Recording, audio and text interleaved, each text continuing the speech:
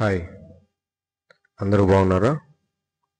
అందరూ బాగుండాలి, అందులో మనం ఉండాలి అని ఆశిస్తూ ఈరోజు టాపిక్ వచ్చి ఎయిర్ డిఫెన్స్ సిస్టమ్.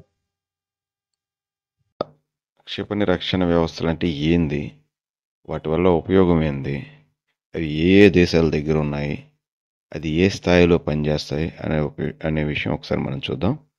మొదటగా ఈ క్షిపణి రక్షణ వ్యవస్థ అంటే ఏంటంటే ఒక దేశాన్ని శత్రు దేశాలు కానీ లేదా దూరంగా ఉన్న వేరేదైనా ఉగ్ర సంస్థలు లాంటివి ఏదైనా కానీ ప్రయోగించే క్షిపణులు కానీ డ్రోన్లు కానీ రాకెట్లు కానీ వాటి నుంచి కాపాడుకోవడానికి ప్రతి దేశాలు సమకూర్చుకునే వ్యవస్థ.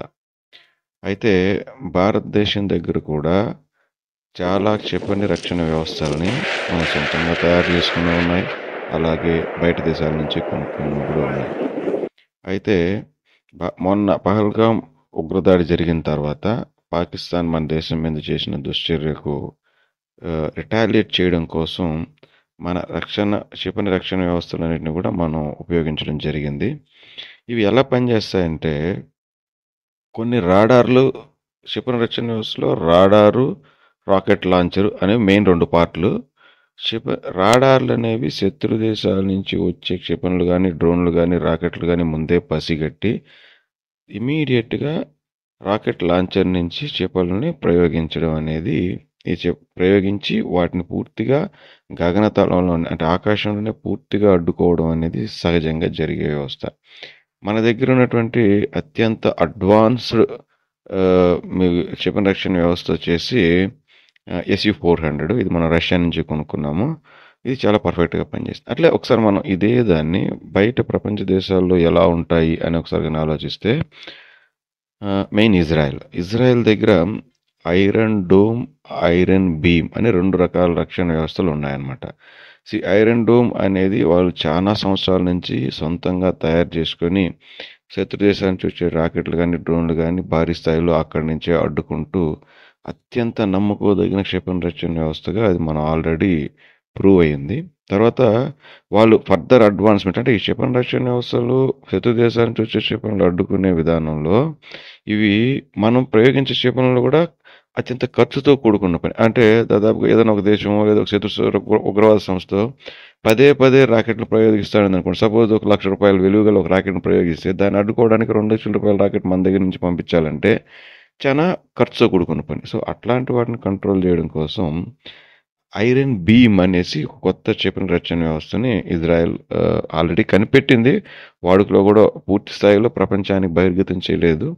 బట్ ఇది ఎలా పనిచేస్తుందంటే శత్రు దేశాల నుంచి వచ్చే క్షిపణులను రాడార్లు పసిగట్టిన తర్వాత ఇక్కడి నుంచి మిజైల్ పంపించడం బదులు శక్తివంతమైన లేజర్లను బీమ్స్ ద్వారా పంపించి వాటిని గగనతలంలోనే అడ్డుకునే విధంగా అవి తయారు కాబడ్డాయి.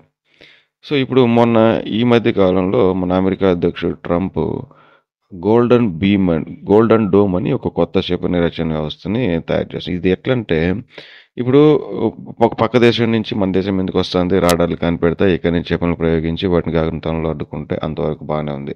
కానీ ఈ పెరిగిపోయినటువంటి విపరీతమైన పోకడలు పోయినటువంటి టెక్నాలజీ సంబంధించిన వాటిలో ఒకవేళ భవిష్యత్తులో ఏదైనా దేశాలు కానీ ఇప్పుడు అంతరిక్షంలో కూడా ఆధిపత్యం కోసం విపరీతమైన ప్రయత్నాలు చేస్తున్నాయి. అదే మనందరికీ కూడా తెలిసే. సో ఇతను ఎలా ఆలోచిస్తున్నాడంటే సరే బయట దేశాల నుంచి వచ్చే క్షిపణులు రాడార్లతో అడ్డుకుంటాం, వాటిని గగనతలంలో నిర్వీర్యం చేస్తాం, అంతవరకు బాగానే ఉంది. ఒకవేళ ఏదైనా దేశాలు సపోజ్ ఉత్తర కొరియానో రష్యానో వీరు గగనతలంలో కూడా బాగా పట్టు సాధించే అవకాశాలు మనకు చాలా ఎక్కువ కనిపిస్తున్నాయి ఫ్యూచర్లో. ఆల్రెడీ రష్యా అయితే గగనతలంలో చాలా అడ్వాన్స్డ్ స్టేజ్లో ఉంది. సో వాళ్ళు భూమి నుంచి క్షిపణులను స్పేస్లోకి పంపించి అక్కడే భూకక్షలో పరిభ్రమించేటట్టుగా తిరిగేటట్టుగా ఆర్బిట్లో పెట్టి సమయం చూసి అంతరిక్షం నుంచే ఆయా దేశాలపైకి క్షిపణులు ప్రయోగిస్తే అప్పుడు ఎలా తట్టుకోవాలి, వాటిని రాడార్లు ఎట్ట పసిగడతాయి అని ఈ స్టార్ వార్స్ సినిమాను చూసారా, ఆల్మోస్ట్ అట్లాంటిది ఏదైనా జరిగితే ఎట్లా అని ఒక కొత్త ఇది అతనికి వచ్చింది ఐడియా. సో దాని నుంచి కంట్రోల్ చేయడం కోసం ఆయన ఏం చేశాడంటే గోల్డెన్ డోమ్ అంటే ఈ రాడార్లను భూమి మీద పెట్టి ఆకాశంలో వచ్చే రాకెట్లను తట్టుకొని వాటిని నిర్వీర్యం చేసే సిస్టమ్ లాగానే అంతరిక్షంలో కూడా రాడార్లు పెడుతున్నాడు. పెట్టి ఆ కంప్లీట్గా అమెరికా దేశం మీదకి అంతరిక్షం నుంచి కానీ భూతాల నుంచి కానీ సముద్రం నుంచి ఎక్కడి నుంచి అయినా క్షిపణులు వస్తే వాటిని అక్కడికక్కడే పసిగట్టి వాటిని పూర్తిగా లేజర్ల ద్వారానే తక్కువ ఖర్చుతో లేజర్ల ద్వారానే సర్వనాశనం చేసే విధంగా రక్షణ వ్యవస్థను కనిపెట్టాడు, ప్రపోజ్ చేశాడు. 2029 నాటికి కంప్లీట్గా అయ్యేటట్టుగా ఉంది. సో దానికి ఆయన ఏం చేస్తున్నాడంటే ఇప్పుడు కెనడాను కూడా 51వ రాష్ట్రంగా అమెరికాలో కలిసిపోతాయంట. కెనడాకు కూడా కంప్లీట్ గోల్డెన్ డోమ్ ప్రొటెక్షన్ ఇస్తానంటున్నాడు. సో ఇట్లా ఇవి జరుగుతాయి. ఇది క్షిపణి రక్షణ వ్యవస్థ అంటే మిజైల్ డిఫెన్స్ సిస్టమ్ అంటే సూక్ష్మంగా ఇది. మీకు వచ్చిన ఇన్ఫర్మేషన్ కూడా సక్రమంగా ఉందని ఆశిస్తూ ఒకవేళ ఏమైనా కరెక్షన్స్ ఉంటే కమెంట్ చేయండి. Thank you.